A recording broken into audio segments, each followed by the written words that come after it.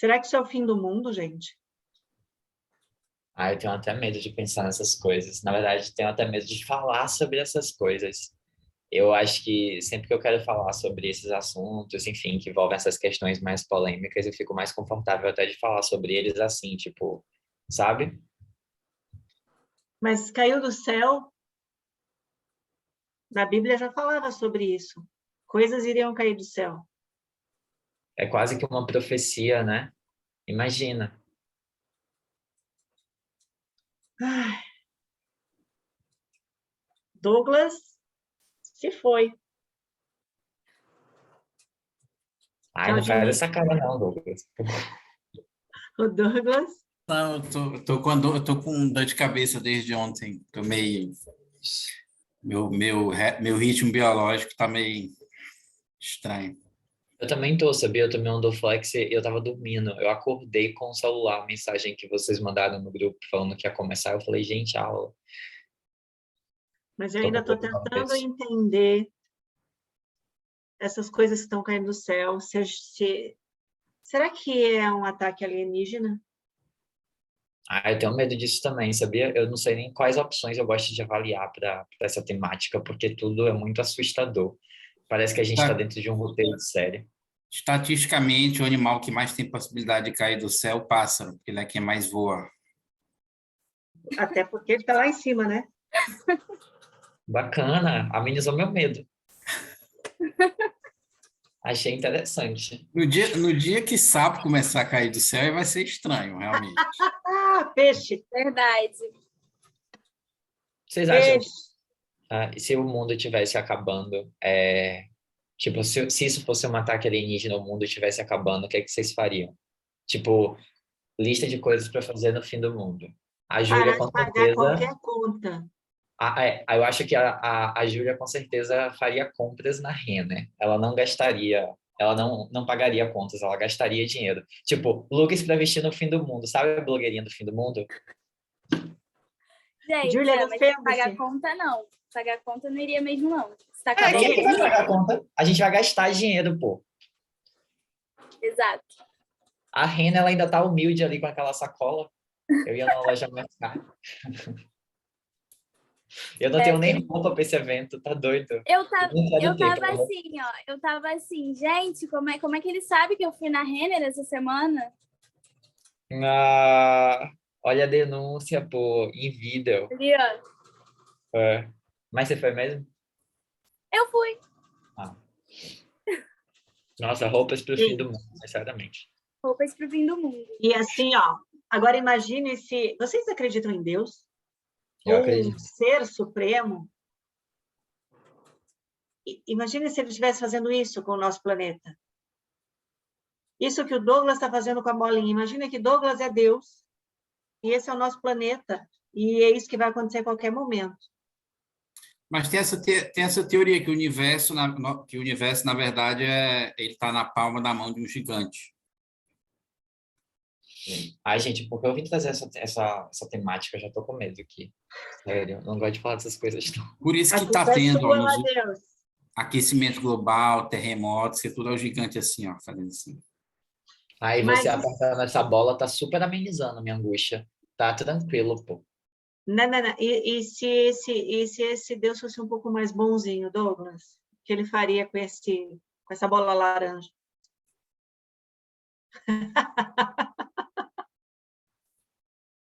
Ai, gente, sério que vocês estão brincando com esse assunto? Sinceramente, não me dá nem vontade de ficar aqui. Cara, tem uma vantagem. Se a gente está na mão do gigante, significa que nossas preocupações são irrelevantes. O teu boleto que tu se angustia para pagar, ele é irrelevante. É irrelevante. Porque se, Ai, eu não me se angustia. o gigante der um espirro, ó, pá, inunda tudo. Pronto, tá irrelevante. O boleto é irrelevante. Não, isso muda tudo, isso ressignifica tudo. Me faz pensar, inclusive, por exemplo, se isso for uma invasão alienígena, o que é que eu estou fazendo no meu trabalho? Porque o mundo para diante disso, sabe? Tipo, Exatamente. Em Ainda verdade, bem, tem uma vantagem na invasão alienígena, o chefe dá folga pra gente, né? ainda bem que eu estou fazendo uma demite, coisa né? que eu gosto muito, porque se o mundo acabar hoje, eu estarei feliz. Mas é por isso que eu acho que os alienígenas já estão com a gente há muito tempo e nenhum governo admite, porque senão a economia para. O governo são os alienígenas. Mas a gente não tem medo de falar essas coisas aqui, não, gente, sinceramente, pelo amor de Deus. Ainda com Ah, eu amizade. não tenho, não. Eu acho que a gente tem mais é que falar mesmo as coisas que a gente acha. Tá, Vocês não pois acham? então vocês vão falar por mim, porque, sinceramente, eu não gosto nem de aparecer nessas coisas, porque eu fico achando que a gente está sendo gravado. Não some não. Você tá tão bonito, sério. Sério, você tá muito lindo hoje. Eu amei a sua camisa. Você tá muito lindo, aparece, por Obrigado. favor. Por favor, Look olha pra isso. Você tá muito lindo. Ai, eu sou muito narcisista, para! Mas tá, não tá, gente? Não, sério, eu tenho medo de falar sobre essas coisas aparecendo no rosto, assim, sabe? Tipo, a gente não sabe se isso tá sendo gravado, se não tá. Eu também. No momento estou procurando o céu. Deixa pra vocês que são corajosos aí, Júlia, tu é sinceramente. do Rio de Janeiro? Oi? Tu é do Rio de Janeiro? Sou do Rio. Eu notei com esse sotaque. É, bem carregado, né? É, Bem né? iniciado. Nem todo carioca tem esse sotaque. Eu nem reparo, na verdade. Depende muito da... Região Carioca de praia, em geral, tem um sotaque mais carregado. de praia. Tu mora em que bairro aí? Eu moro na Tijuca. Tijuca. Quase que eu moro na Tijuca, na época que eu morei aí. Sério? Você ficou onde aqui? Acabei morando no Catete. Ah, Catete, bom. É bem perto da Cal. Mas na época eu não tinha interesse em atuação. Meu objetivo na época era crescer na minha empresa, o que foi um erro, porque eu acabei não crescendo na minha empresa e perdi muito tempo trabalhando 10 horas, 12 horas por dia. Mas tudo tem seu tempo, né? Da gente começar a fazer. Sim, enquanto o gigante deixar, tudo tem seu tempo.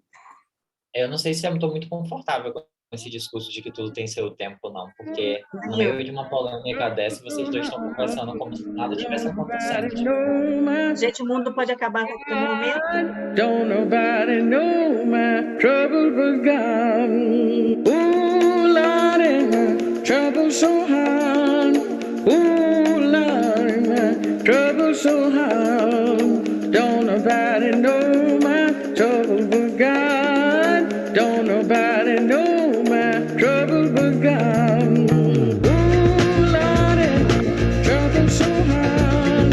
Ooh, Lordy, my trouble so hard. Don't nobody know my trouble was gone. Don't nobody know my trouble was gone. Went down the hill of a day, so got happy and stayed all day. Went down the hill of a day, so got happy and stayed all day. Ooh, Lordy, trouble so hard. Ooh, Lordy, trouble so hard. Don't nobody know my trouble was gone. Don't nobody know my trouble was gone. Ooh, Lordy, trouble so hard. Ooh, Lordy, trouble so hard. Don't nobody know. O mundo caiu. É que eu vou pegar o mundo. Volto já. Eu percebi, gigante Golias, enquanto a gente estava preocupado com o fim do mundo, você manipulava ele de um lado para outro. Gente, Exatamente, bizarro. até que irresponsavelmente deixou cair, sem se importar com nada. Aqui em Salvador tremeu quando caiu. Eu fiquei tipo. Minha dor de cabeça até piorou, gente, com essa. Júlia, suas compras estão penduradas na parede. Ok. Quem fez, quem não fez, olhou. Vou aparecer aqui. Achei muito legal várias coisas. Eu vou falar logo. Hoje eu estou assim, meio toque de caixa. Olha o começo, né? Depois vocês falam também se vocês tiverem alguma observação.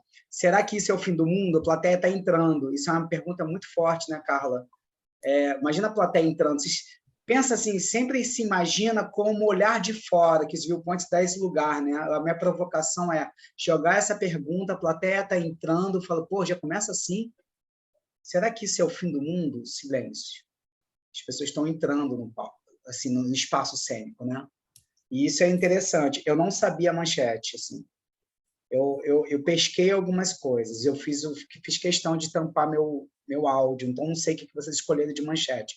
Para mim, é alguma coisa do céu, que cai do céu, que o Douglas fala uma coisa, a probabilidade de pássaro cair é mais do que de sapo. Eu falei, que história é essa, cara? Caiu, morreu pássaro? Não sei. Fiquei assim com essa provocação. Aí eu botei assim, caiu do céu, alguém falou essa fala, foi uma fala de uma personagem, foi a Carla de novo. Isso caiu do céu, eu falei, gente, que parada é essa, caiu do céu? Muito legal, Carla e Matheus, a proposta logo no começo do exercício com as mãos. E eu estou vendo Carla está muito atenta, isso me interessa. Assim. Eu estou vendo Matheus e Carla, pelo menos visualmente, estão propondo gestos de propósito mesmo, desopilando mesmo, né? E eu vi um jogo no começo, estou falando sobre o começo, vai vindo, tá? Carla, e teve umas coisas de mãos que eu vi vocês Matheus e Carla jogando. E isso, essa espinha dorsal das respostas sinestésicas, ela não pode desaparecer. Eu sei que ela desaparece, vai e volta, mas cada vez vocês treinam mais, isso daqui a pouco vai ficando... É igual aquela atuação que você pede para a atriz, para o ator, fala assim, dê tudo que você pode, e depois eu vou lapidando. Eu sou mais assim, de direção. Cara, faz o que você pode fazer, e depois eu vou... Não foi no mínimo, não, que é muito difícil. Joga, desopila, joga fora, para eu depois ir anotando e fazendo as coisas. Então, é muito bom quando vocês jogam fora mesmo. Assim. Aí vem um subtema sobre alguma coisa que cai do céu e morre, roupas para o fim do mundo. Né? Que aí eu boto uma gaveta interessante de pensamento. Quais são as roupas para o fim do mundo? Né? Lista de coisas para o fim do mundo, o Matheus falou. Eu falei, pô, interessante, né? Que me provoca como plateia de ficar pensando, refletindo sobre listas de coisas para o fim do mundo. Aí outra coisa de provocação é, você acredita em Deus, né? Que é um tema batido, mas é um tema que recorrentemente você fica pensando, né?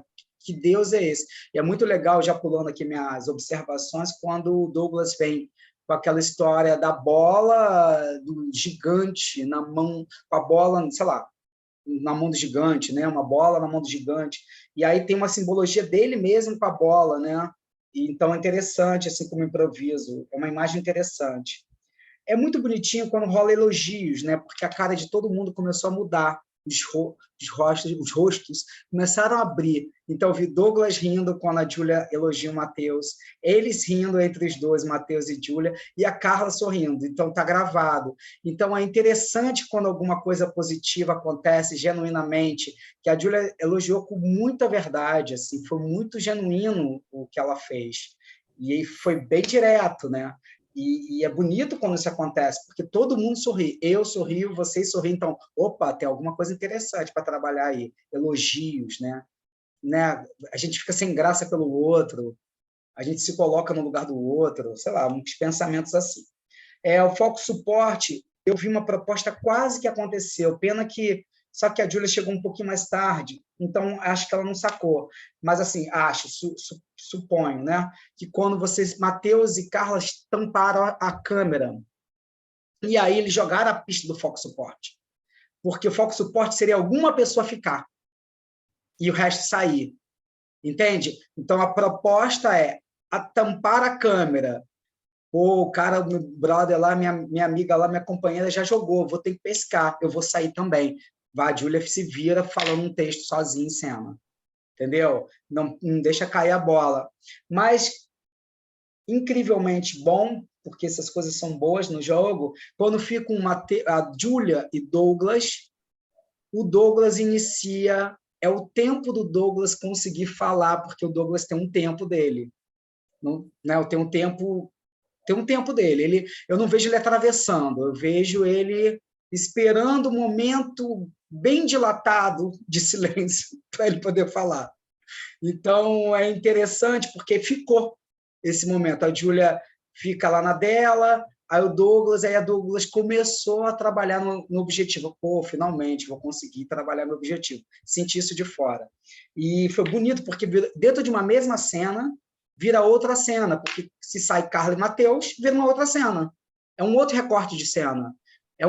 São dois atores agora em cena, e fica interessante também pensar que numa mesma proposta pode fazer recortes de várias outras cenas, tá? Fique no audiovisual, né? Aqui onde a gente está trabalhando. Não precisa sair todo mundo ou ter uma edição. Numa mesma cena pode acontecer outras cenas, tá? Nessa proposta de laboratório que a gente está fazendo, tá? Sem edição, sem pensamento de trabalho de finalização de alguma coisa, tá? Técnica. Aí fica a Júlia e Douglas. Achei muito legal, Matheus e Carla, que vocês propõem uma duração na proposta, ou seja, vocês ficaram algum tempo fora. E é interessante isso nesse trabalho, porque algum tempo fora faz assim, eu só entro quando tiver proposta. Se eu não tenho proposta, eu deixo os dois em cena trabalhando, para quem está fora vendo essa história. E aí foi legal que manteve o Matheus um pouco mais que a Carla, mas a Carla não sei se por alguma coisa técnica, mas manteve essa duração para deixar o Douglas e a Júlia tentar achar um novo caminho do improviso.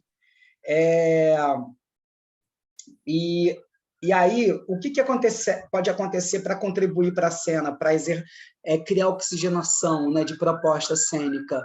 Vamos supor que a Carla voltou. A Carla ouviu o Douglas e Júlia acontecendo em cena. Eu volto com uma proposta cênica.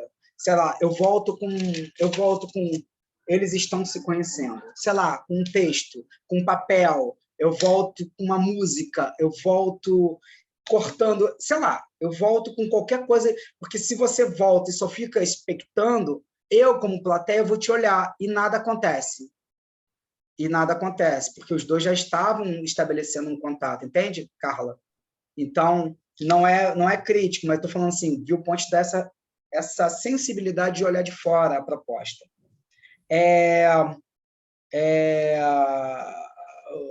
Mãos na cabeça.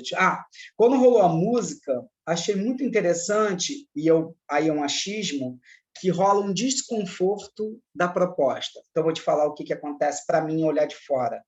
Matheus com a mão na cabeça, a Carla mexendo nos óculos, a Júlia, tudo assim, e se o mundo acaba? E o que está acontecendo? Então, é o que reverberou do assunto para o corpo. Então, vocês começam a fazer imagens mesmo. E tipo, dá tchau, tchau, nunca mais vou te ver, tchau, porque a gente começa a construir história aqui do lado de fora.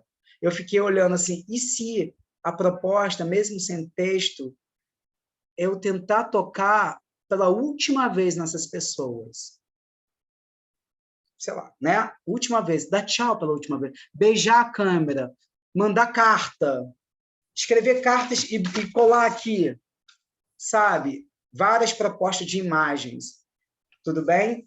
E eu achei bonito, porque teve uma ponta do iceberg para isso que eu estou falando. Então, vi mãos na cabeça da Carla, do Matheus, eu vi umas coisas assim, botei assim, desconforto sobre essa conversa que vocês estavam tendo. Como reverbera isso no meu corpo cênico, sem a fala? E da próxima vez que tiver uma música, pode tirar realmente o seu microfone. Assim, não vou falar mesmo. As sensações, recorte, já falei. Eu achei bonito, porque se eu fosse dirigir essa cena, eu falo assim, tá, mas então não façam nada e se olhem como se fosse a última vez que você vai ver essa pessoa e deixa a gente aqui fora construir histórias. Entendeu? É sempre provocações para quem vê. Então, foram essas as minhas observações. Vocês de dentro, o foco suporte eu não vi, mas eu via a passagem por quase conseguir. Eu entendi, assim, foi quase, mas é assim mesmo. O lance é perpassar pelo lugar, não é precisa. E os objetivos foram bem legais, assim, a forma como foi feito. Então, vai, Júlia, quer falar o seu, aí eu vou passando um por um, sem que se alguém quiser falar, e a gente dá segmento para o Douglas falar do capítulo Memória. Fala o seu objetivo e fala o que você sentiu de dentro da cena. O meu objetivo era elogiar o Matheus, até ele ficar sem graça. E Ah, eu não sei, foi legal. E eu acho que, em questão do objetivo especificamente, foi o que você falou. Mesmo sendo objetivo, foi genuíno, sabe? Eu realmente achei... Ele saiu, eu falei, poxa, essa oportunidade perfeita.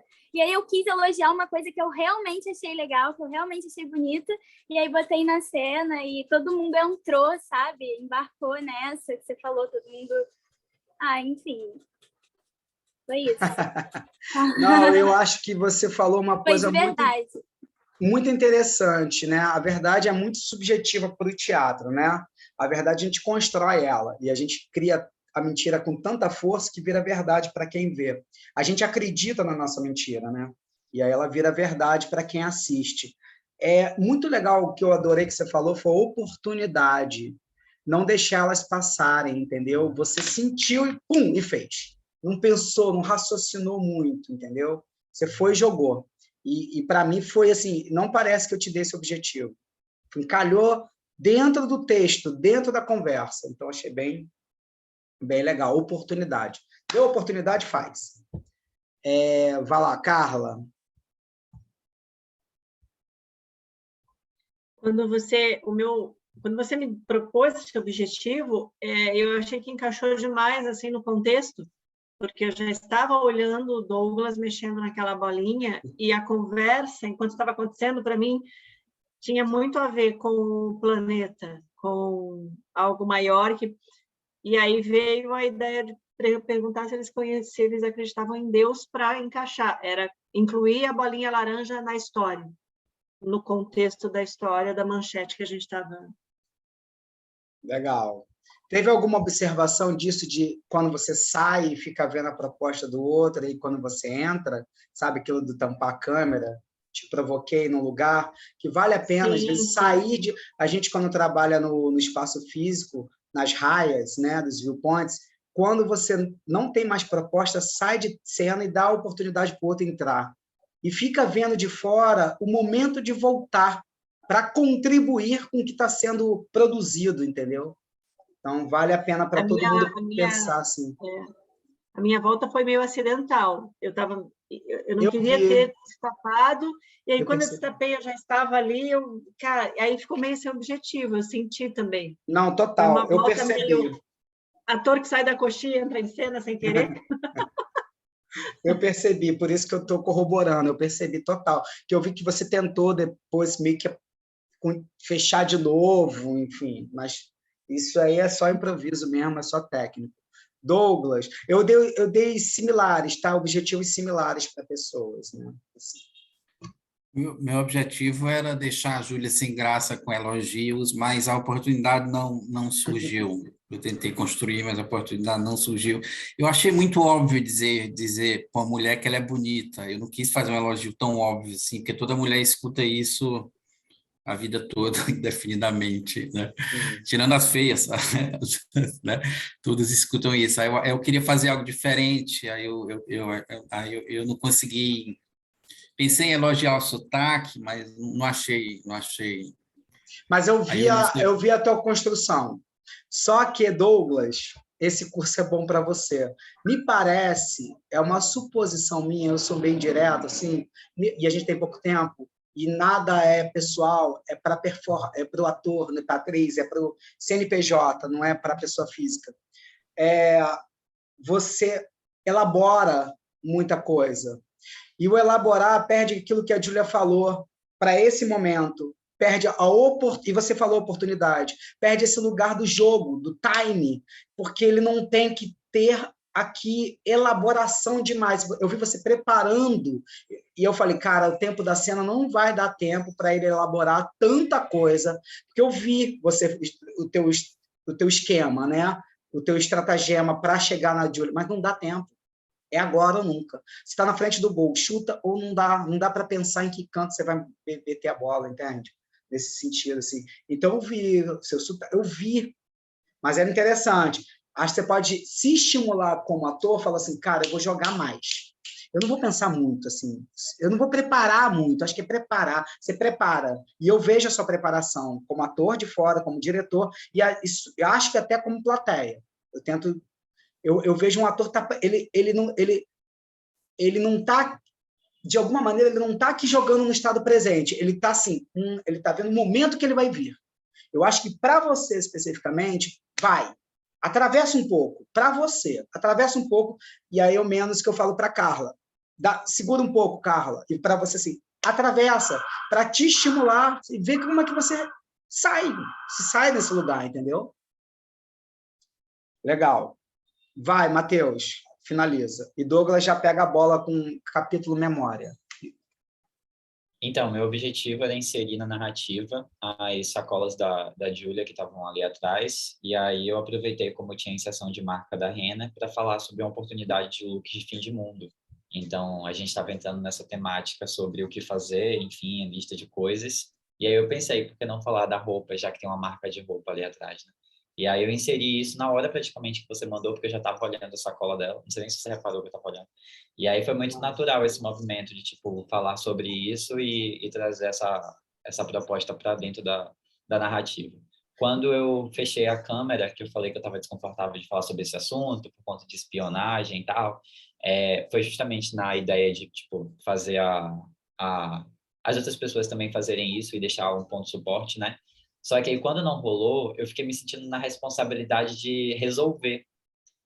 E aí eu fiquei muito ansioso quando eu estava com a câmera tapada. Aí, que o Douglas começou a falar com a Júlia, eu falei, meu pai amado, não rolou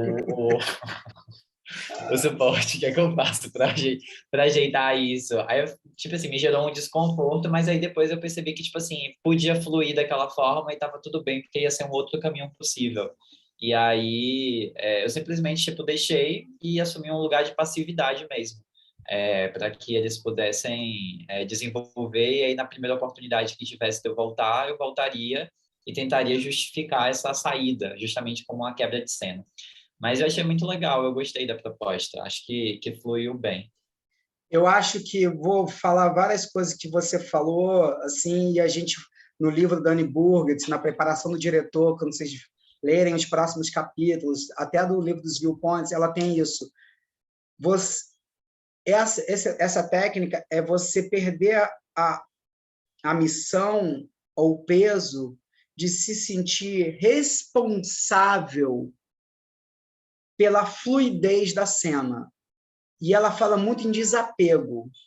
Você propõe algo e desapega completamente, porque para a proposta de improviso e de exercício não tem nenhum elo que tem que fazer sentido aristotélico de começo, meio e fim. Não é. São propostas, são estímulos que a gente está trabalhando. Isso não é uma cena, isso é uma pré-cena, isso é uma composição. Por isso que a gente não elaborou isso. Então, é muito legal quando você fala assim, saio de cena e fico ansioso para voltar, porque você quer um sentido. E aí você quer um sentido da tua personagem, já que você sai, aí você tem que voltar com um sentido. Não há necessidade para esse momento. A gente não está fazendo uma peça. A gente não elaborou uma combinação de cena. A gente só está jogando. E aí você falou muito legal isso, assim, da fluidez. Então, é flow. Pensa sempre em fluir.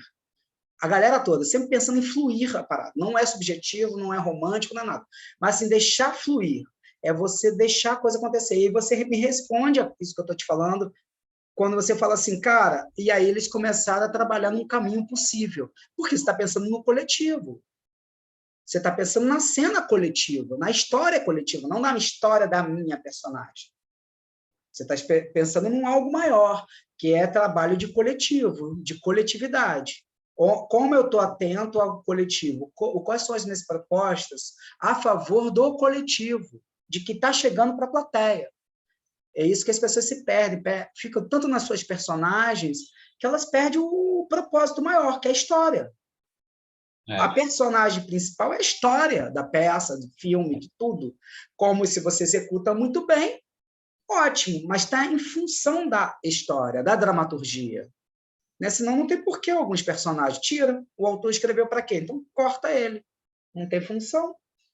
Então, muito bacana esses teus apontamentos. Assim, não tem responsabilidade cênica, você propôs, você estimulou, com criatividade e acho que o coletivo vai ter que beijar a tua proposta, dar as mãos e continuar com ela, como foi o caso da Carla. Eu vi que você propôs. A Carla, sinestesicamente, já entendeu e já foi junto. Por uma obra do destino cênico, rolou um bate-papo muito gostoso entre Júlio e Douglas. Entendeu? Poderia ficar os dois sem graça, se olhando até o Douglas, sei lá, que ele estava desde o começo da aula, sacar e tampar a câmera. Ia ficar Júlio ali sem fazer nada. E deixa. E vê o que estimula ela a ficar sozinha solando. Ela está solando. Se vira. Vai ter que fazer alguma coisa. Ou nada. Ou nada, que já é coisa. Não precisa fazer nada. Já espera. Cara, a gente... sabe como é que se espera tecnicamente? Nós sabemos que a gente produziu de história para a plateia. Eu vou ficar parado porque eu posso supor que a minha imagem parada leva estímulos para aquela pessoa. Para que fazer coisas? Sai de querer fazer coisas para ser criativo, entendeu? O tempo todo. Por quê? Tem que abrir uma audição gigantesca de saber o que nós já produzimos para a plateia. Tem um momento, deixa um pouquinho reverberar o que está lá. Não tenta fazer mais coisa, não, senão é muita coisa. É muita ansiedade demais, às vezes, em alguns momentos, tá? É só um ponto de vista. Vamos ver. Vamos para outro lugar agora. Balizou, corta. Vamos para o lugar do capítulo 1, para quem leu ou não leu. Douglas vai falar aí 3 apontamentos com mais abertura sobre o capítulo Memória, tá? Então, vai contigo agora. Eu vou até tampar minha câmera. Então, em resumo, a autora... Ana Bugart, é assim que é a pronúncia? Anne Bugart. A Anne Bugart, ela, nesse capítulo, ela constrói a seguinte premissa, de que memória é reconstrução. Quando você memoriza algo, nunca é totalmente fiel, você está reconstruindo. E aí ela vai disso e ela reconstrói a tradição teatral americana para ela saber onde ela se insere nisso. Foi o primeiro ponto que eu marquei aqui. É preciso resgatar a tradição para saber as linhas de força e como se situar em relação a elas. É o que a Bogart faz aí. Nesse processo de reconstruir a tradição teatral americana, ela descobre que a linha mestra dominante na tradição teatral americana, a partir da década de 1930, é o método Stanislavski, um método com o qual ela não se identifica, e, portanto, cuja linha evolutiva ela afirma não pertencer. Esse é meu segundo ponto. Na visão dela, o método Stanislavski criou um realismo que é a base de um teatro literário que não combina com o caráter do povo americano, que é auditivo. Então, o método de Stanislavski, né, é aquele método fortemente psicológico, embora ele também tenha elementos externos, mas ele é fortemente psicológico, na qual o ator se identifica com o personagem, parte de maneira imaginativa, parte encontrando em si próprio elementos que remetem ao personagem, e é, portanto, uma técnica muito utilizada nos dramas, com textos muito bem definidos, e, portanto, no seu estágio final, pouco aberto à improvisação. Embora o método de Stanislavski não tenha improvisação, o formato final é um formato muito, vamos dizer, estratificado. E a Anna Bogart diz que a tradição genuína do teatro americano é a tradição que surgiu e que principalmente vigorou, principalmente a partir de 1865, que é o fim da Guerra Civil, até a década de 1930, que é fortemente baseado no vaudeville, que é um teatro mais para o improvisado, um teatro mais tipo espetáculo, com forte conteúdo de entretenimento e com muito apelo popular e com várias identidades né, de povos e de temperamentos, sem ser uma coisa, uma espécie de caos divertido, né, vamos dizer assim. E ela diz que essa energia do entretenimento, quando o cinema falado surgiu, essa energia foi para o cinema, que virou, vamos dizer, a mídia narrativa popular por excelência dos Estados Unidos, enquanto o teatro americano adotava um tom literário que, de acordo com ela, não corresponde à tradição do povo americano, que, por ser um povo com forte base evangélica na sua formação, tende mais ao auditivo, aquela coisa do pastor, né, o pregador, aquilo. E para a Bogart faz isso, se coloca como pertencente à tradição do Vaudeville, não à tradição do Stanislavski, e defende a retomada do teatro americano. Isso que eu escrevi. Bogart defende um teatro menos realista, menos literário, que retome as linhas inovadoras que foram sufocadas na década de 1930. Então, para ela, em 1930, o método de Stanislavski interrompeu uma linha evolutiva que ela acha que tem mais a ver com o caráter do povo americano, e ela defende a retomada disso, e ela se coloca como parte desse processo de retomar uma série de linhas de força, o expressionismo, a dança, etc., que foram interrompidas na década de 1930. Maravilha. Tem mais coisa? Não, é isso. Maravilhoso, Douglas, maravilhoso. A observação que você fez, o recorte que você fez. É muito interessante, né? Porque eu peço para tirar os pontos de vista que mais te atravessa. E, sensivelmente, o que mais te atravessou foi Stanislavski. Olha que legal, né?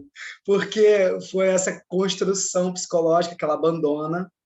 E acho que no primeiro dia de aula você falou da questão dos Stanislavski, não sei se você falou uma coisa assim, e eu fiquei com essa imagem. E muito legal, e você vê com um recorte jornalístico muito bacana, né? Da história do Vaudeville, que é o teatro de costumes e coisa e tal. Muito bacana. Olha, e o meu outro recorte, quando eu pego esse capítulo, eu trago mais para as raízes, né? Para nossas histórias.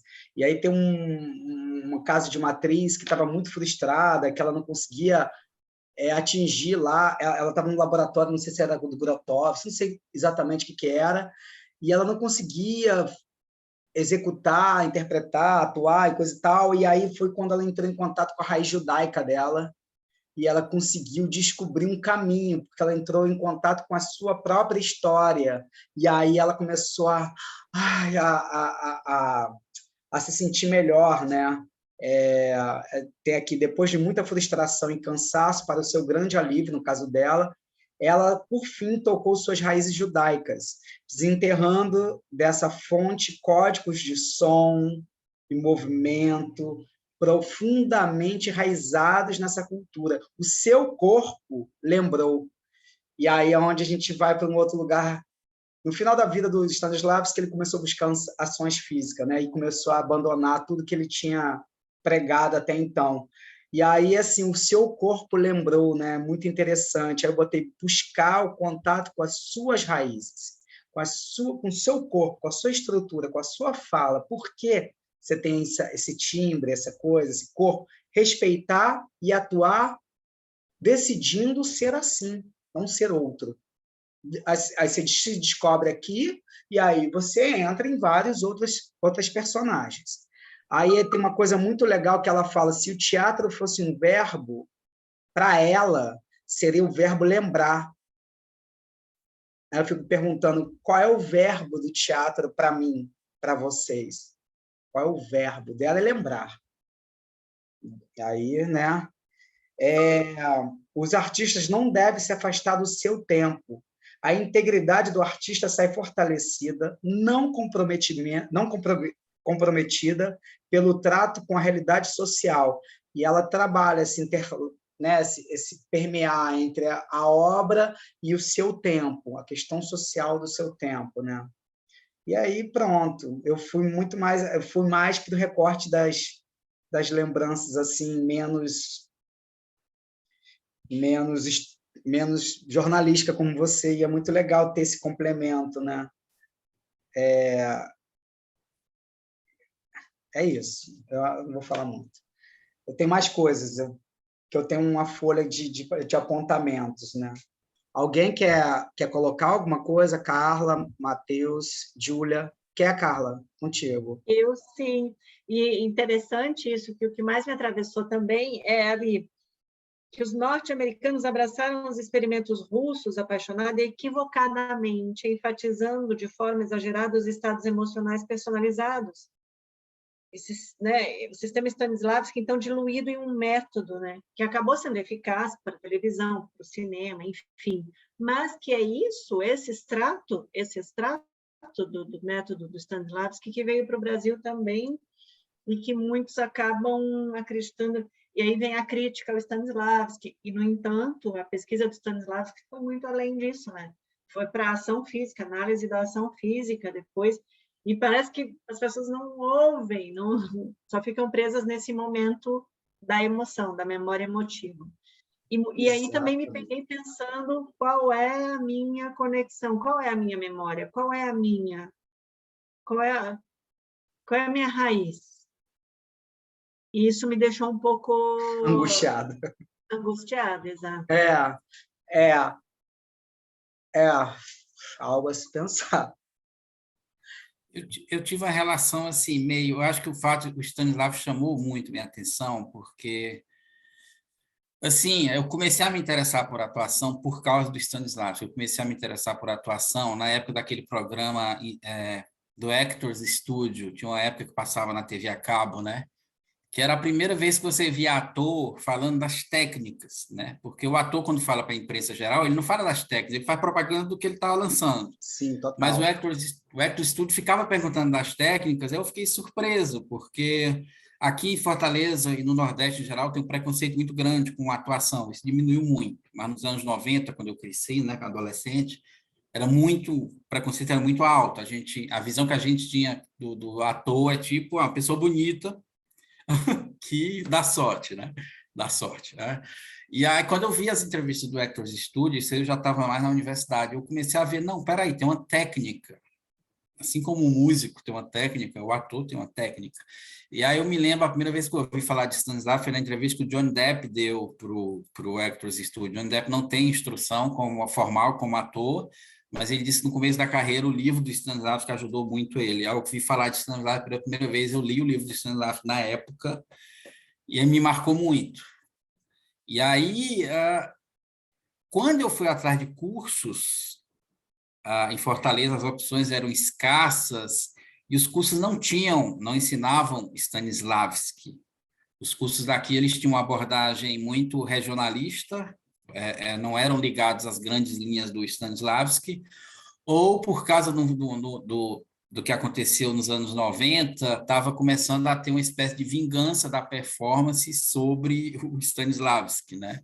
Eu estava vendo, inclusive, uma entrevista do Antunes Filho, diretor no Roda Viva nos anos 90, eu adoro ver entrevistas do Roda Viva antiga, que você aprende muito, e ele reclamava assim, ele dizia, eu estou de saco cheio de Suzuki, eu quero história, eu quero ator Stanislavskiano, não sei o quê, não sei o quê.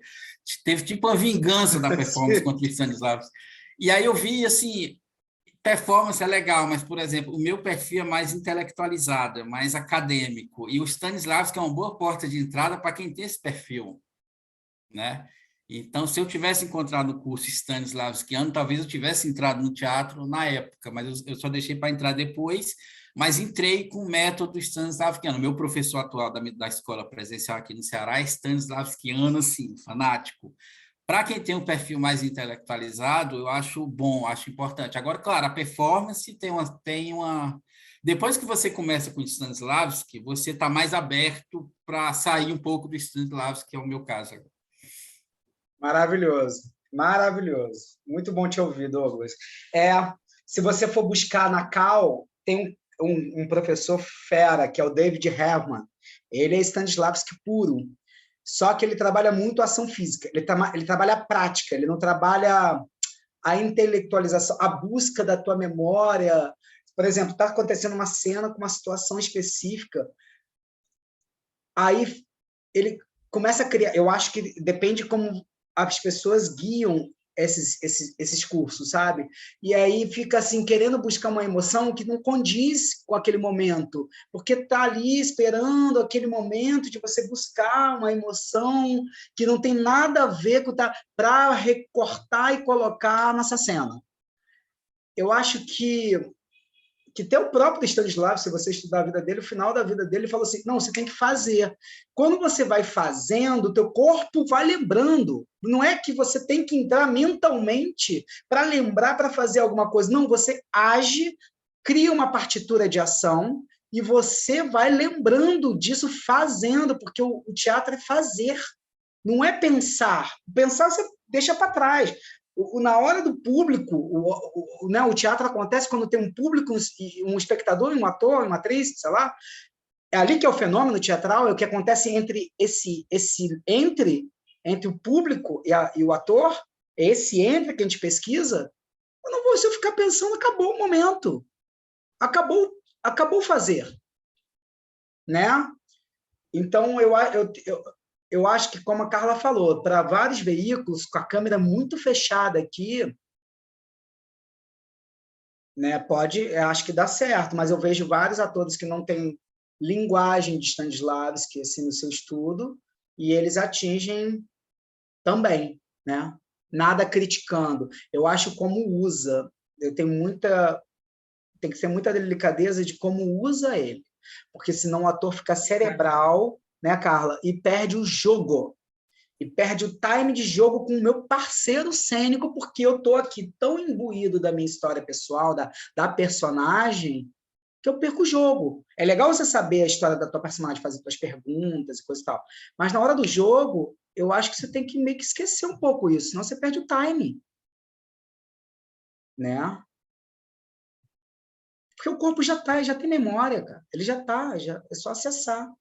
Mas não acessar assim só mentalmente, mas enfim, isso daria uma grande conversa, assim, uma grande, né? Quer colocar alguma coisa, Carla? Você ia falar? Quando a gente na atuação, eu sempre acho que é muito parecido com dirigir um carro, né? Você primeiro tem que aprender todos os mecanismos, mas na hora que você está fazendo, você não pensa. Você não pensa que vai empurrar a embreagem, que vai mudar de marcha, só faz. Pois é, porque o Stanislavski, eu também acho, assim, não sou uma pessoa que sabe muito de Stanislavski, nem posso. David Herman, eu tive aula com ele, ele é incrível. Eu vou até falar um exercício. O David é incrível. Não é, ele Júlia? Inclusive, está dando um curso. Eu fiz o primeiro e segundo período com o David e eu estou fazendo o curso que ele está dando agora, Stanislavski hoje. É presencial. Deixa eu ligar minha câmera. É presencial, mas é muito bom, é surreal, assim, é na prática. Stanislavski na prática. O dele é incrível. Ele trabalha, ele não intelectualiza, ele faz perguntas, te provoca e tu vai fazer a parada, entendeu? Tu vai fazer a cena. Eu estava falando uma coisa dele, mas enfim. Mas, então, era uma outra coisa, mas então eu vou falar um exercício que ele fazia. Ele escondia uma caneta na sala. Faz isso ainda, né, Júlia? Safadão ele, né? Desde 2000 vou fazer com ele. Ele escondia uma caneta na sala. Aí tu entrava na sala. Não, acho que no primeiro momento eu faço esse exercício também com jovens. Assim. Você vê a caneta, você sai de cena. E você entra e você tem que passar para o público que você perdeu a caneta. Você não sabe onde ela está. Aí você fica lá fazendo aquele floreio, onde está minha caneta. Mas você sabe que está ali, embaixo daquela mesa. Mas você tem que preencher esse tempo cênico. Aí você, minha caneta. Aí tem um segundo momento que ele esconde mesmo. E aí você tem que entrar para procurar a caneta em 2 minutos. Você tem que achar a caneta. Então, recortando, a gente podia criar vários vetores dessa conversa, ele dá urgência cênica. Então, é o estado presente, é aqui e agora. Você tem que resolver, não tem parada. Você está na frente do leão, ou você ataca o leão, ou você corre do leão. Você não tem como racionalizar assim muito. Você tem que, sim, mas frações de segundos. Assim. Então, isso era muito legal, porque o olhar... Aí ele falava, tua expressão mudou, teu corpo ficou vivo.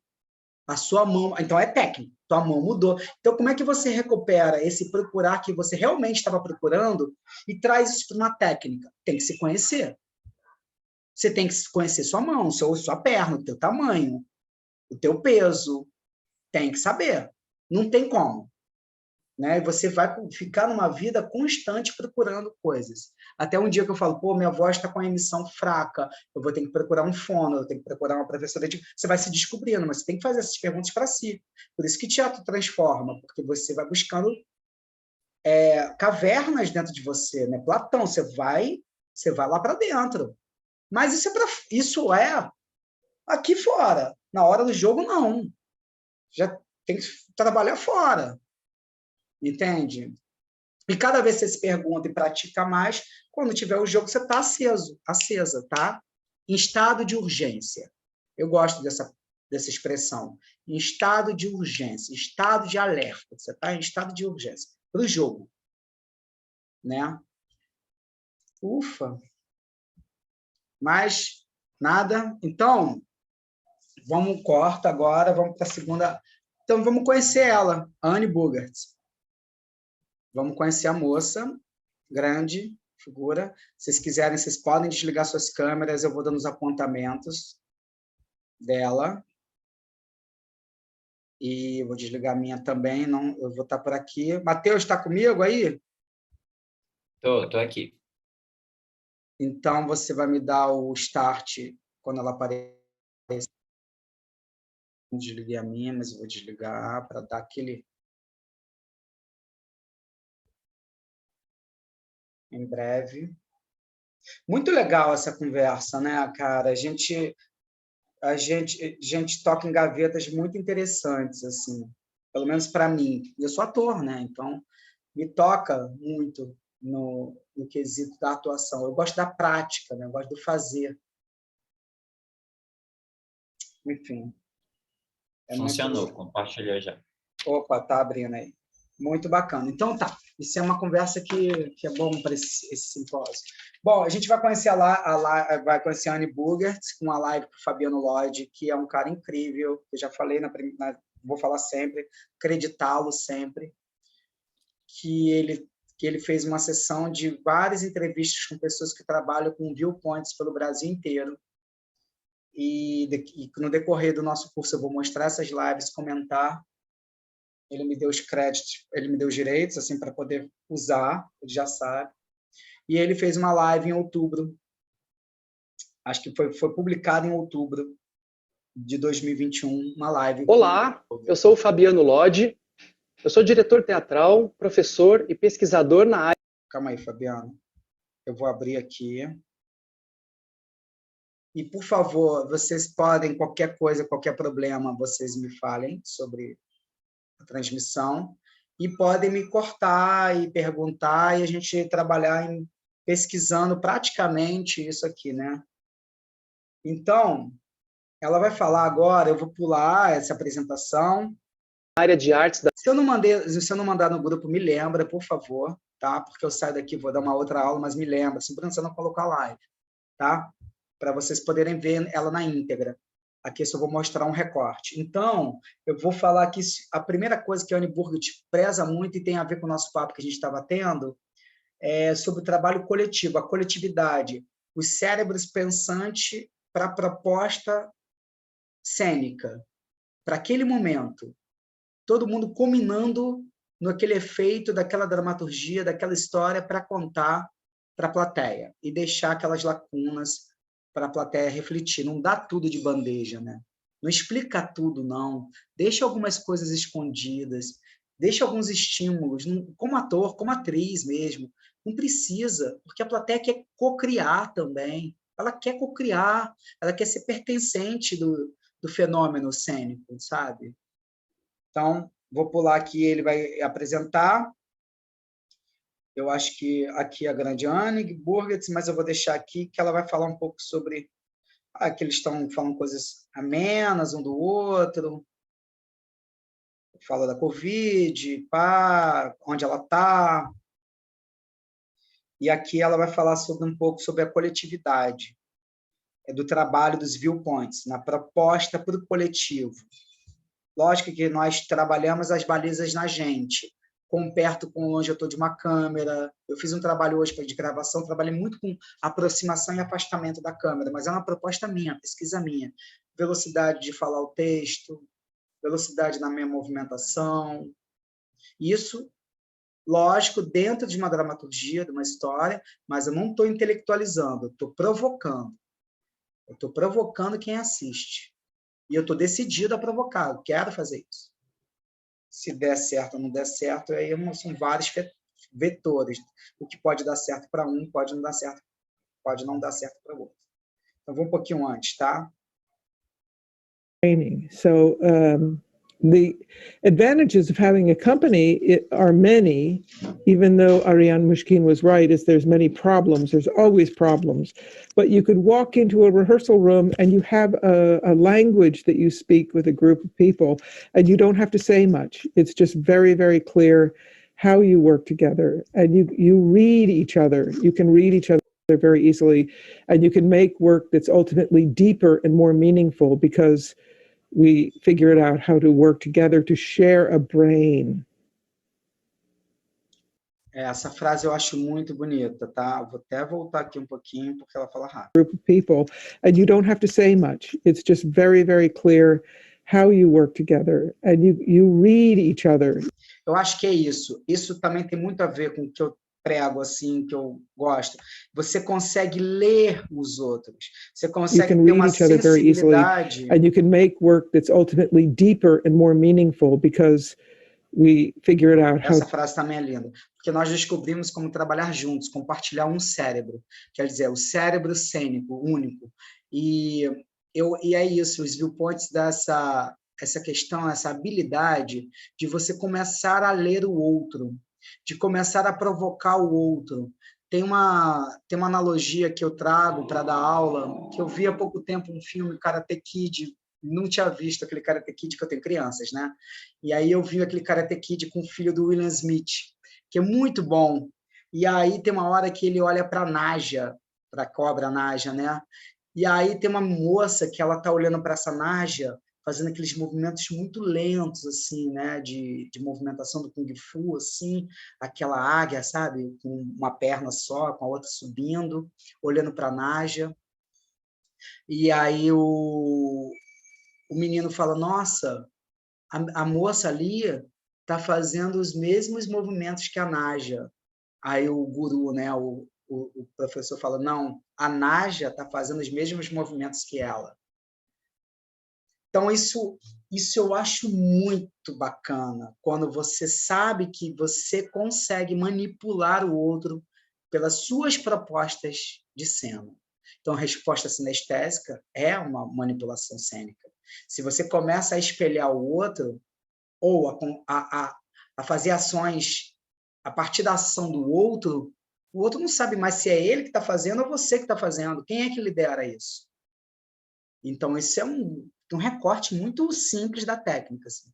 Você tem que estar atento, você tem que estar aberto. Você não pode estar você não pode estar intra, você tem que estar extra. Então, vamos aqui. Eu vou aqui um pouquinho mais. Que aqui eu sempre faço recorte e faço subtítulo, tá? Então, aqui é ela falando como ela ser professora, ser diretora, e ela cria uma fala, nossa, tão primordial, que para mim se emprega muito bem, é que, assim, ensinar, estudar e dirigir. Eu tenho essa premissa, assim, também. Eu ensino, dou aula para caramba, eu estudo para essas aulas, para todas as idades, e dirijo muito, assim. Tem e gosto de botar isso em ebulição, em provocação, e me provocar, né? E além de atuar, né? Mas ela não é atriz, então vou deixar ela falando aqui um pouquinho antes. Leave and you have to replace them. It's always problems, but it's worth it. So, agora. And like most of us, you are an artist and teacher as well. Like everyone, I think, in the whole world. But Do these two roles mutually complement each other, in your opinion? Or if you choose only one of them, what would you choose to be?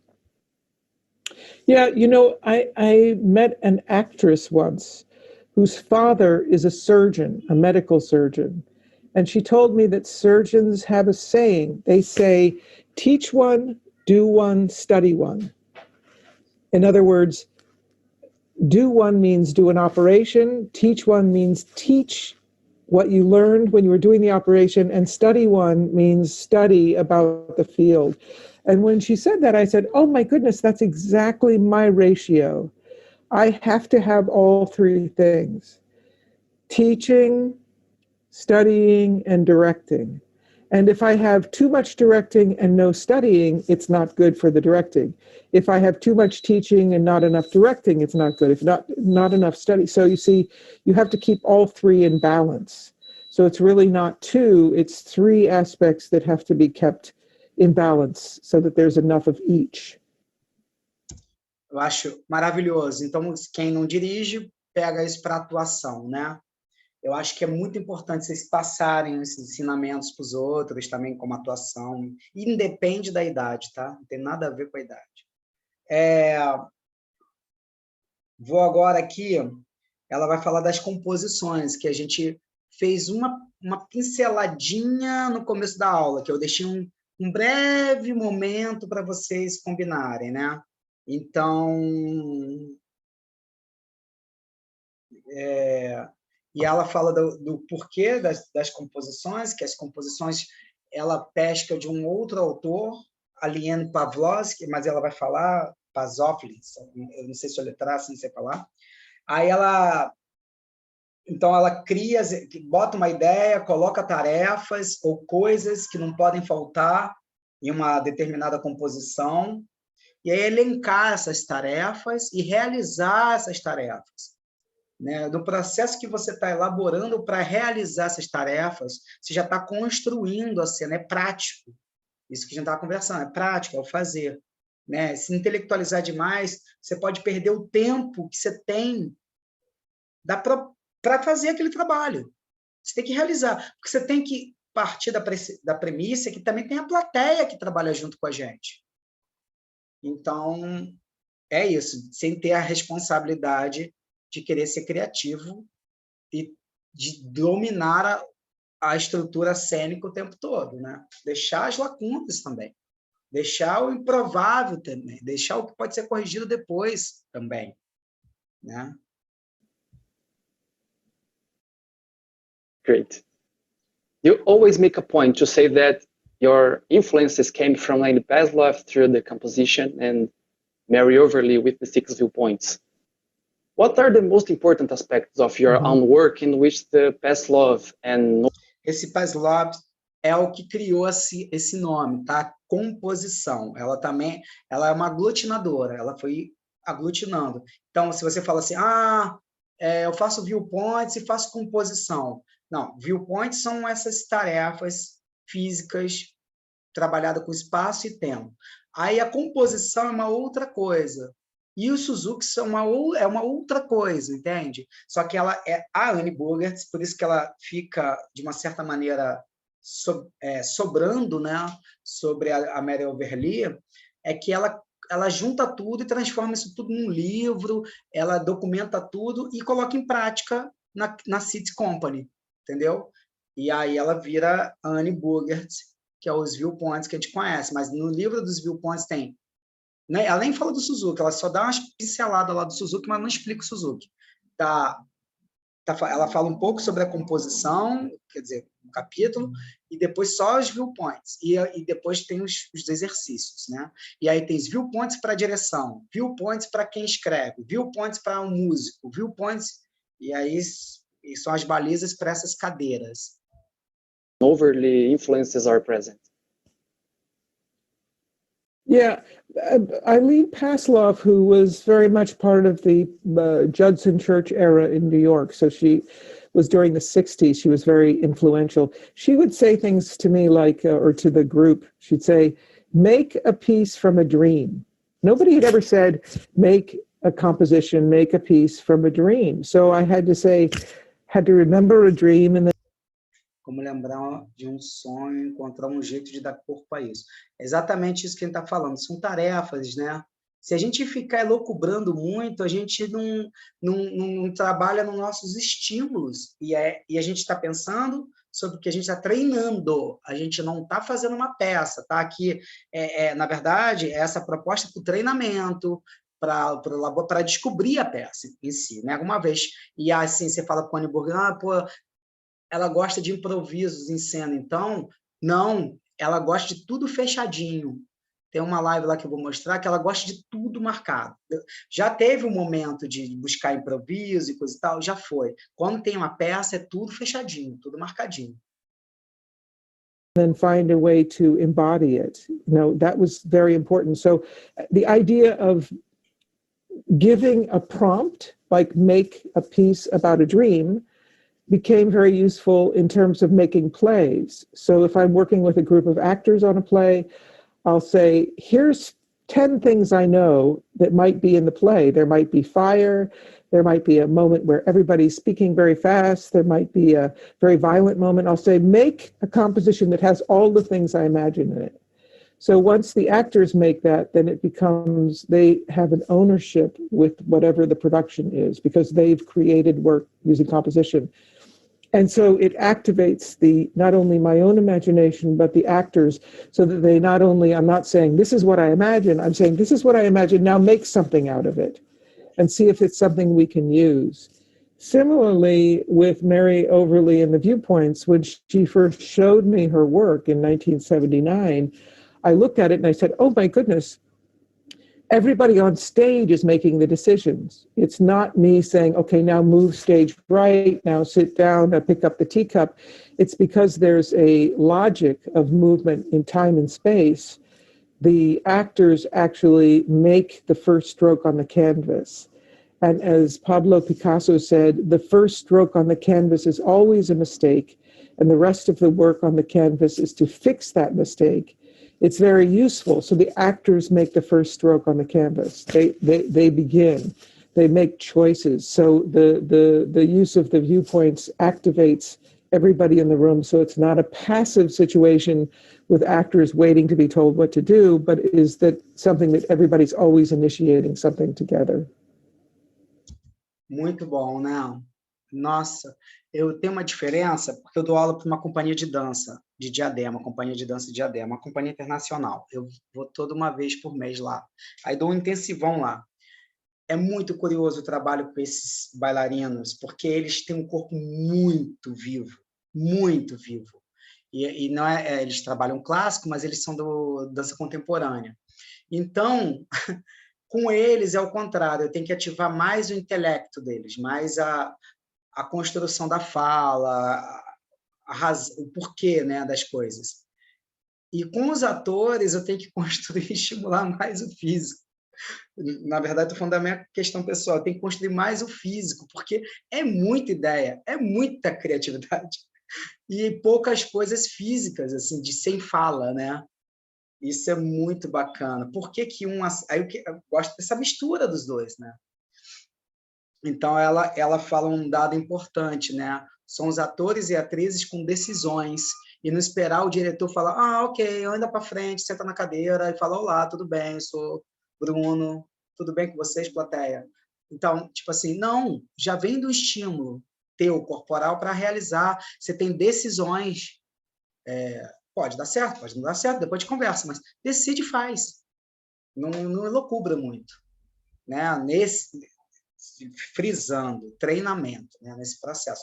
Por isso que ela estimula muito o trabalho dos viewpoints em sala, aí quando vai para a peça já está tudo fechado, mas se descobre muitos estímulos dos atores, muitas decisões. Imagina que é um corpo cheio de vetores, e a gente trabalha quase todos eles no corpo do ator, da atriz, e depois a gente já elenca, escolhe, fechou, a partir do momento que fechou. Não tem mais conversa, porque o que você faz reverbera em todo o coletivo. Então, se eu quero, em um determinado momento, dar uma improvisada, se aquele coletivo não está trabalhando com você, pode descambar num grande erro coletivo, né? Vou seguir aqui. Ela vai falar um pouquinho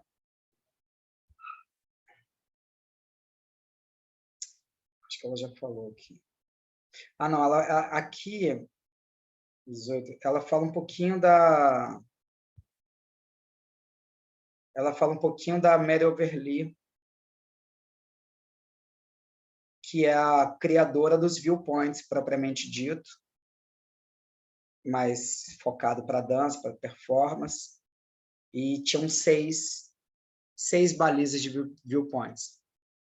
E a gente chama assim, VP, vamos fazer um VP de velocidade, então vamos fazer um viewpoint de velocidade, cada um é um tópico, é um viewpoint, e ela tinha 6, ela vai falar um pouquinho da Mary Overly aqui. And so for that, I was not the director of that. But then in New York later, when some friends wanted to start a production company, I said, the best name in the world for a company is Via Theater, which we had started in college, because Grotowski talks about something called via negativa, which means you get there through taking things away. You just keep taking things away until it's just the actor. And so I thought, a great name for a theater company is Via Theater, in that you could say politics via theater, or economy via theater, is that you look everything through via theater. So I thought that was a great name. So we resurrected the name for a production company that I was with for about... eu acho que passou. Mas deixa, a gente não... Falou uma coisa legal, né? Que vai retirando até sobrar o ator, né? Vai tirando. Ou seja, no primeiro momento se dá muita coisa para quem está olhando de fora, e depois você vai retirando. Eu vou aqui, ó, ela vai falando dos viewpoints. Deixa eu ver o horário. Vai falar dos viewpoints aqui, nada melhor que da boca da própria criadora, co-criadora ou ramificadora.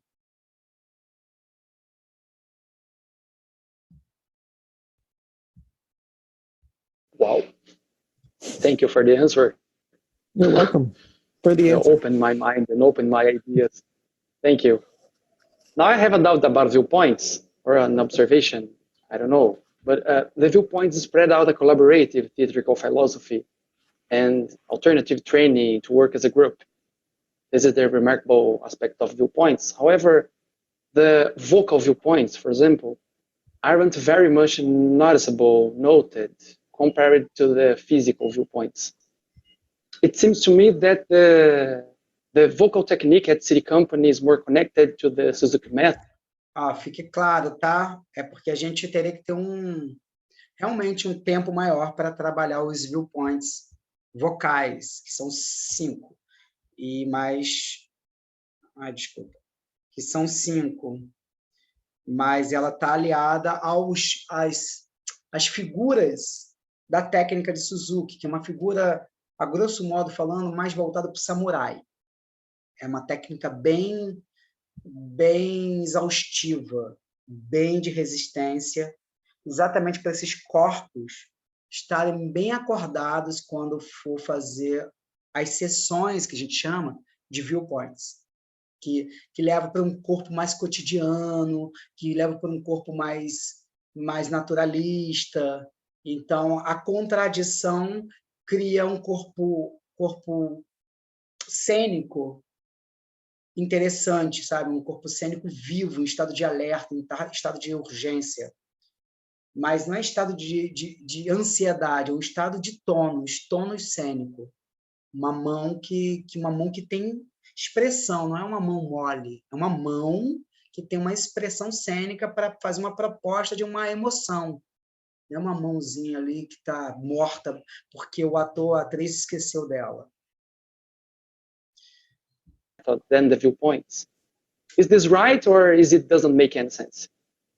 No, you're absolutely right. And I think that's what a lot of people don't understand about Suzuki training, because one thinks that Suzuki training is this very hard physical thing to do that compromises your balance and challenges you every day. It's actually a vocal training, because it teaches you how to relax the parts of your system that need to relax when you're in an extreme physical circumstances, so that you have a open and reflexive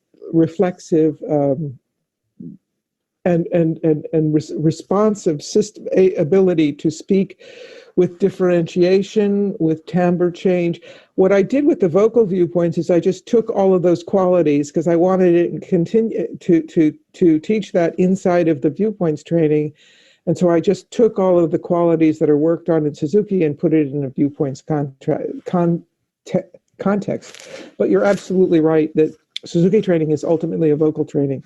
And unfortunately, it's hard to know that because people who are not very good at Suzuki training just sound like they're shouting all the time because it's so difficult. And it looks also like they're angry all the time. And that's a big misunderstanding of Suzuki training, is it's actually to find an openness and a relaxedness in a certain part of the body so that the voice can have color and differentiation. So you're right. Não, vou contar, seguir aqui com a última coisa, que ela fala um pouco de uma das balizas do Viewpoints, que é duração e topografia, que ela chama de padrão de chão, que é aquela tinta do movimento que o ator ou a atriz fez durante aquele tempo de trabalho ali, né? Tá, isso sobre Suzuki, qualquer dúvida vocês me perguntem depois. Eu posso contar vários casos de viewpoints, pelo menos aqui no Rio de Janeiro, de pessoas que chegam e trabalham e, por uma má condução, se aquela pessoa é interessante, seja muito criativa, ou por vezes até bonita, num padrão geral, assim, ela fica interessante. Isso é um ledo engano, porque levava a uma distorção.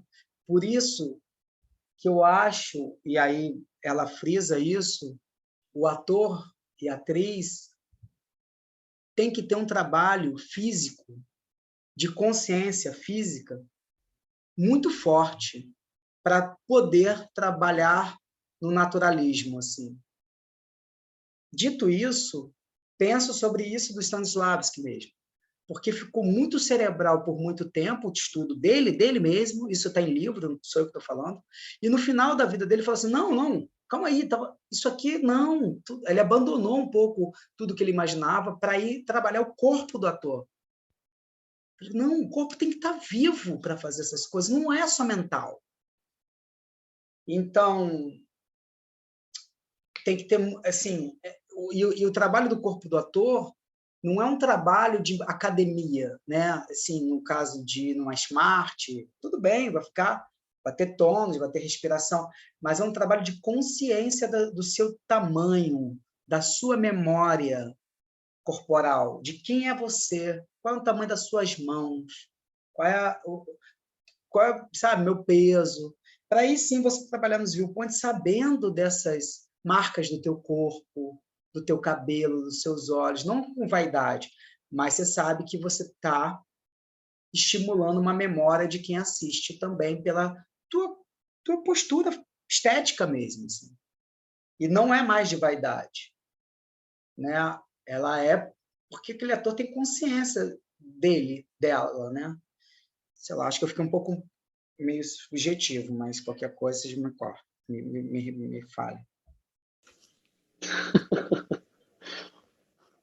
Hey, I have another question about viewpoint. Sorry, because I'm so curious about something I read.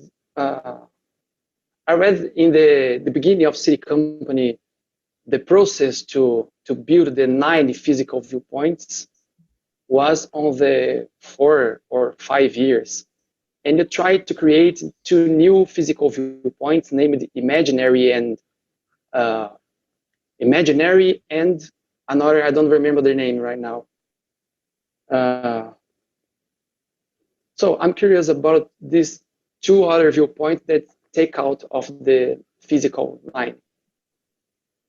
It wasn't imaginary. It was the 2 were duration and floor pattern or topography. Padrão de chão, o próprio nome está dizendo, né? É o chão, né? Tua locomoção no ator, o ator e a atriz no chão. Topografia é a mesma coisa, que é o olhar de cima, né? É um olhar de uma câmera de cima.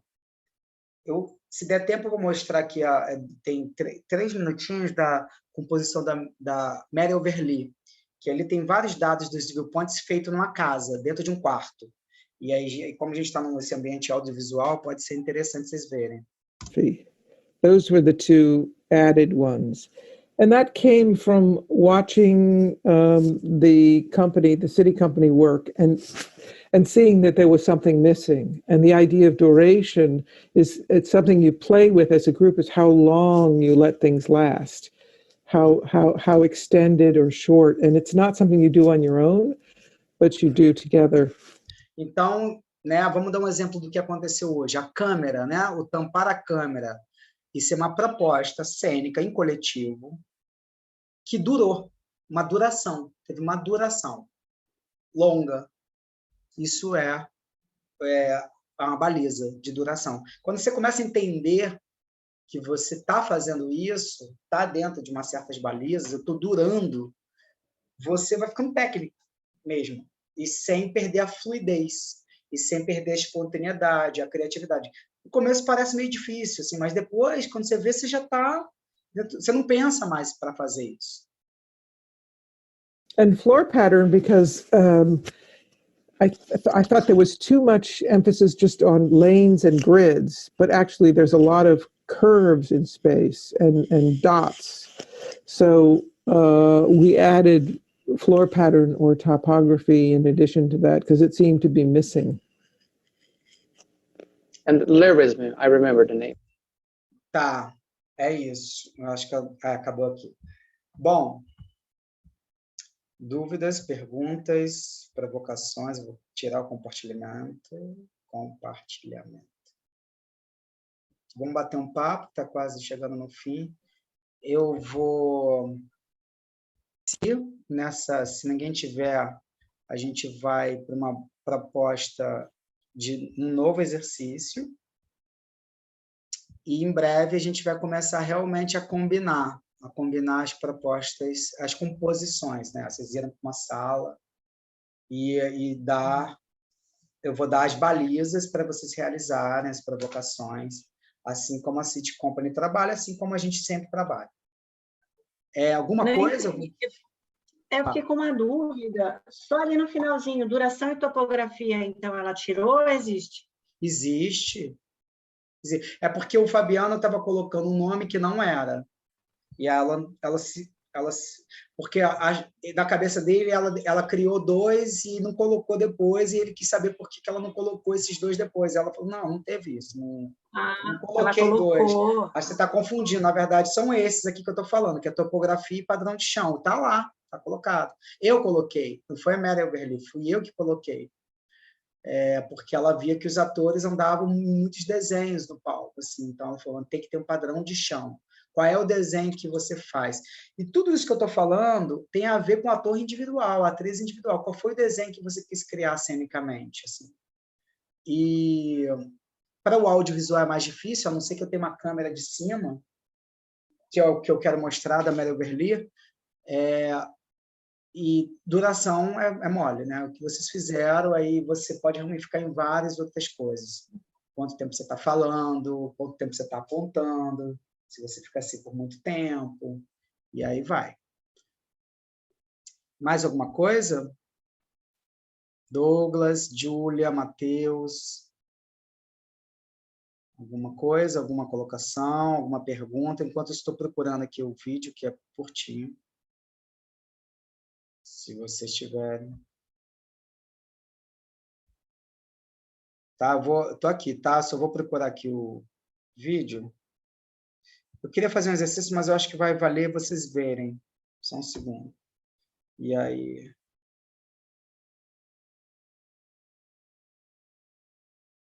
Eu vou compartilhar de novo.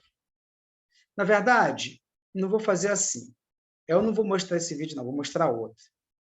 Porque eu acho que é interessante vocês saberem. A Júlia já fez espacialmente, né? Já fez no espaço, a Carla já conhece, correto? Ou estou enganado? O viewpoint? Você já fez, já praticou? Eu já li. Esse do Já espaço... leu? Você já viu uma sessão de viewpoints? Não. Tá. Júlia, calma aí. Júlia não tá. Tá bom.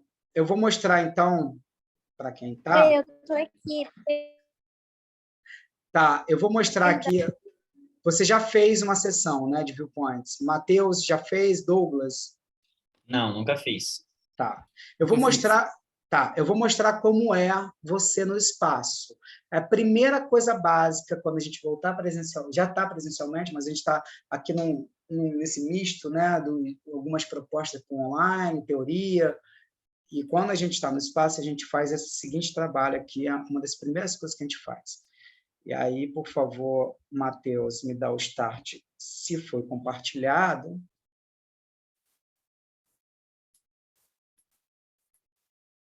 Foi. Tá. Bom, isso aqui é um trabalho que eu não sei de que país é. Tem poucas coisas, sabe, no YouTube, assim. Tem alguns treinamentos, mas pouca coisa de qualidade, assim. Isso aqui são as raias. Então, cada um tem uma raia aqui, pressuposta, invisível, na frente, pensa em raia de natação. E eles exatamente só podem fazer 6 ações. É a regra, é técnica. Sentar, pular, deitar, correr, parar, sentar. Tá? E aí, resposta sinestésica. Então, você nunca vai correr aleatoriamente sozinho. Sempre alguma reverberação de alguém que faz você fazer uma certa ação. Tudo bem, né? Quando se trabalha no espaço, fala assim, sem gordura. Todo mundo entende essa expressão? Tem que explicar. Entendo. Sim. Eu não entendo. Quando você fala sem gordura, Matheus, você senta. Você não senta se arrumando. Você senta. Então, isso já é um detalhe de consciência. Sem gordura. Se você senta e quer arrumar a camisa, quer arrumar o short, quer arrumar... Isso já tem gordura. Então, a gente vai lapidando isso para você achar o teu corpo inteligente e fazer só sentar. Você só senta. Não faz muitas ações. Sentar. Lógico, você tem que apoiar, depende do teu tamanho corporal, do teu peso. Mas, assim, tenta aí descobrir no menor caminho para chegar a essa ação de sentar. Deu para entender? Então, eu vou mostrar onde tem gordura e onde não tem. No meu ponto de vista, na minha direção. Então, vocês vão ter a de vocês. Primeira coisa, eu já ia trabalhar assim, não trabalha com essa roupa, sabe, para esse trabalho. Trabalha mais assim, igual a ela aqui. Porque aqui você já tem uma proposta, você já manda uma proposta para quem está vendo. Casaco, você vai dobrar, isso não tem você vai fazer várias ações que não condiz com as ações que a gente está pedindo. Tá aí, Douglas, a técnica. A técnica é uma rigorosidade para tu chegar no lugar. Senão, pronto, senão qualquer um pode fazer, né? Atuar e coisa e tal. É clean, você trabalha no clean. Então, vamos lá. Para fora, às vezes, é muito chato. Mas para dentro é o deleite, tá? Vou ver o horário aqui, também fica falando pra caramba. Então, tem 8, mas eu vou pulando algumas coisas. Então, aqui são raias, então só começa a sessão com uma resposta sinestésica. Esse corpo aqui já está vivo, desse brother aqui. Dá para ver. Está alinhado, ele está vivo aqui. Vocês vão ter sensibilidade de olhar. Assim. Vocês vão ter sensibilidade.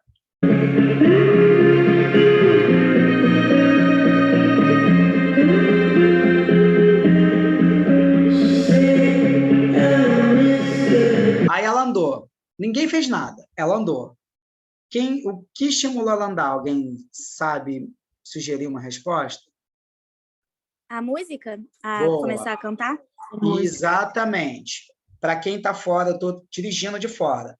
Ok, me convenceu. A música fez uma virada. Então, o que estimulou ela a andar, ela pode se defender depois. Foi a música. Você vai ter que ter defesas depois, tá? Não vem brincar comigo, não. Você tem que ter defesas.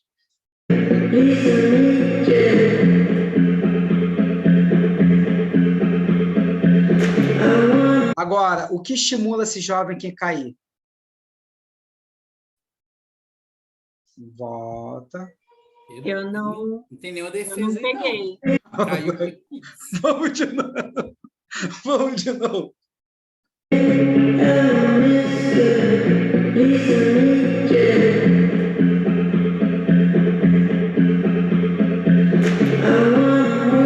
Alguém? Arrisca. A falta de... Não, tá muito subjetivo, Carla. Falta de nada. Não. Da palavra da música, porque foi Não, meio... não, aí é demais. Não, aí é muito. Senão fica muito subjetivo demais. É uma ação física. Eu acho que isso é uma marcação, não? Não, Do não tem início, marcação, Matheus. Isso é improviso. Isso é improviso. Gente, mas Ele caiu porque ele pra mim caiu. também não Ele dá. caiu. Ele desconectou. Ele caiu. E a menina não tinha nem parado. Pá, a menina parou. Aí ele cai. Não tem. Não, né? Desconectado. Tudo bem. Essa menina parou, ela andou. Mas ela estava andando, ele caiu. Eu vou perguntar, jovem, por que você caiu? O que houve? Aí ele vai me dar várias respostas, mas não dá, senão fica muito subjetivo. Aí demais. É só ação. Você tem que responder a ação do outro.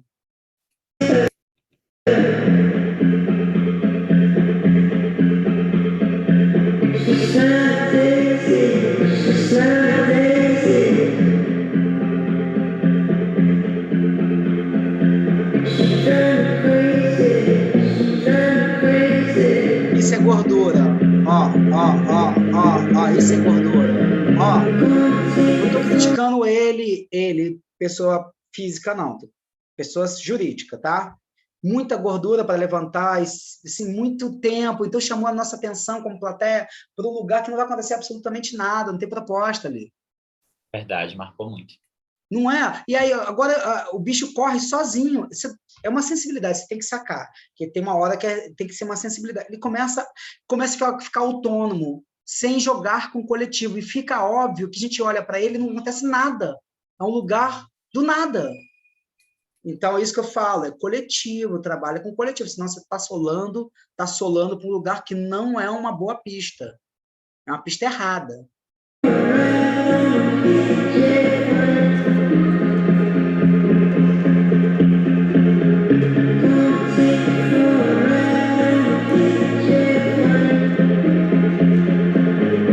Ele está fazendo duração, ó, um papel de duração. Correto.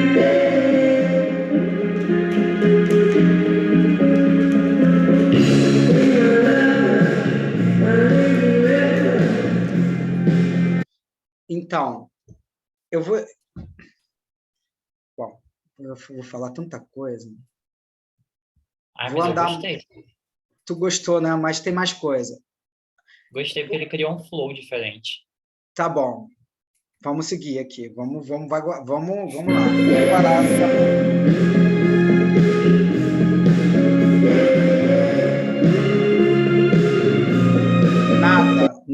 Nada estimulou ela para ela cair. E ela ainda cai cruzando a raia do outro. Verdade.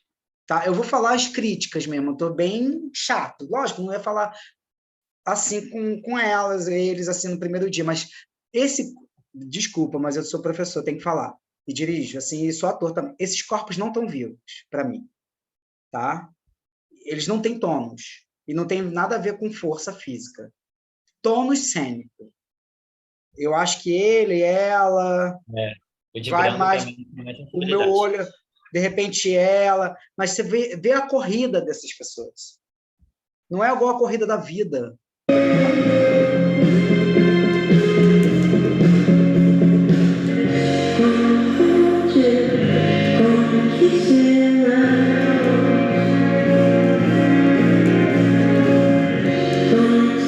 E agora isso é um foco suporte, tá? Dá para entender por quê? Uhum. Tá. Não é mais foco suporte.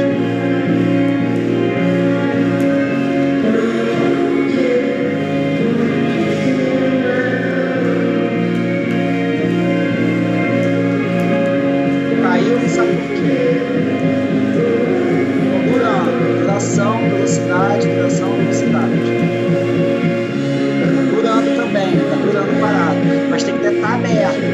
campo aberto para estilo. Caiu, ok. Caiu, ok. Foco, suporte, duração, velocidade. Duração, foco, suporte, duração, velocidade. Foco, suporte, duração, velocidade. Já não é mais que isso se mexer. Cansada, está mostrando cansaço. Está mostrando. Caiu porque caiu. Caiu porque teve estímulo. Caiu porque não aguenta mais.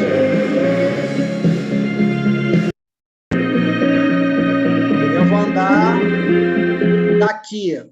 Pode ter um trabalho de diálogo, se a proposta está aberta, ainda não está, mas ele já direcionou o olho para ele. Olha, interessante, ter uma arquitetura bonita, assim, todas caídas aqui, e só os dois. Relação espacial, como é que eles podem fazer uma cena longe e muito perto, fazendo a mesma cena? E aí eu vou para o final para acabar nossa aula, senão eu vou ficar muito tempo, e olha como eles saem.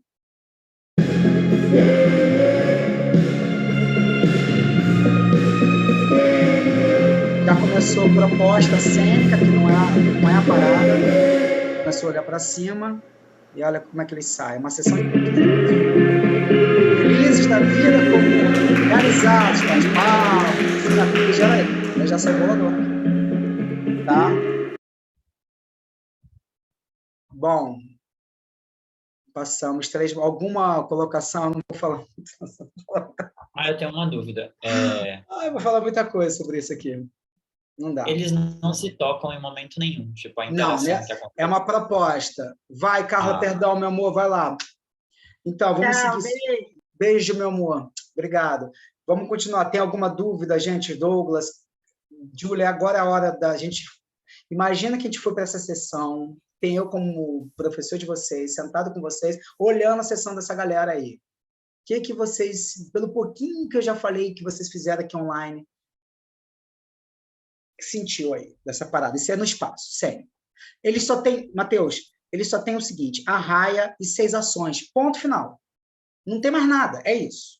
Ponto. E você está em resposta sinestésica. Não tem gesto e resposta sinestésica. Um faz uma coisa, eu faço outra. Eu senti muitas ações individuais e isso criou uma desarmonia estética. Exato. Exato. Verdade. É estético. Essa técnica, ela é estética. Ela é estética. Ela é o olhar de fora. Viewpoint é um ponto de vista de fora. Se eu vejo uma desarmonia cênica, vai me dar uma pista errada que não condiz com o que está acontecendo.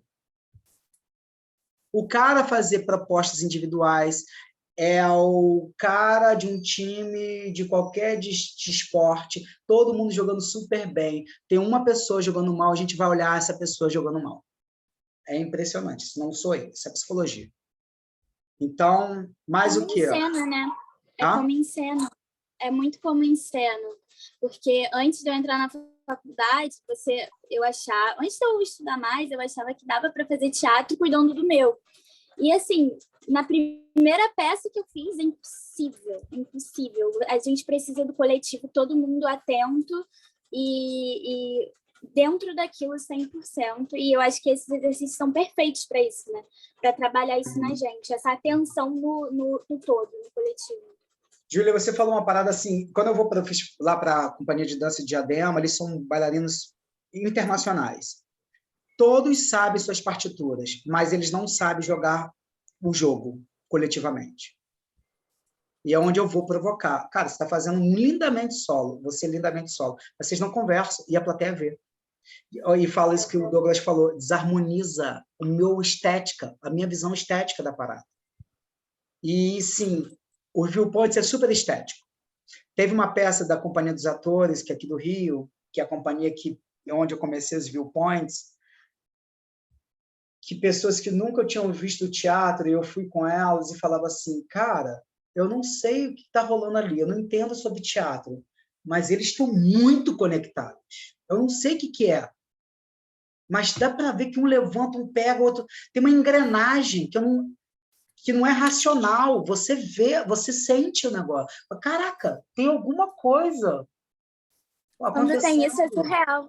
Tem um amigo meu que foi assistir uma coisa de dança, uma apresentação de dança da Sueli Guerra, professora da Cal. Ele falou que eles não... Era um espetáculo de dança. Ele falou, parecia que eles estavam falando. Porque ele falou, eu me senti ali o tempo inteiro, parecia que eu estava entendendo tudo, sabe? E isso, quando isso acontece, é fenomenal, eu acho. A Sueli Guerra trabalha com os viewpoints. Eu tive aula com ela também. Ela também. Eu acho que todo ator, toda atriz tinha que fazer viewpoints, por isso que a coisa está ramificando mais. Eu estou entrando na escola, dou aula numa faculdade, num curso técnico igual da Cal, lá em São José dos Campos, o Teatro Sérgio Mamberti. E eles estão botando isso como cadeira. Eu tinha muito bom. Eu estou tentando fazer isso com a Cal, de ser uma cadeira mesmo, de ser um cara. Quando as pessoas fazem, elas saem realizadas. Não sou eu que estou falando, eu fiz, eu faço como ator. É um outro ponto de vista sobre o seu corpo, sobre o todo, entendeu? E para concluir se Matheus, Douglas, para a gente não andar muito,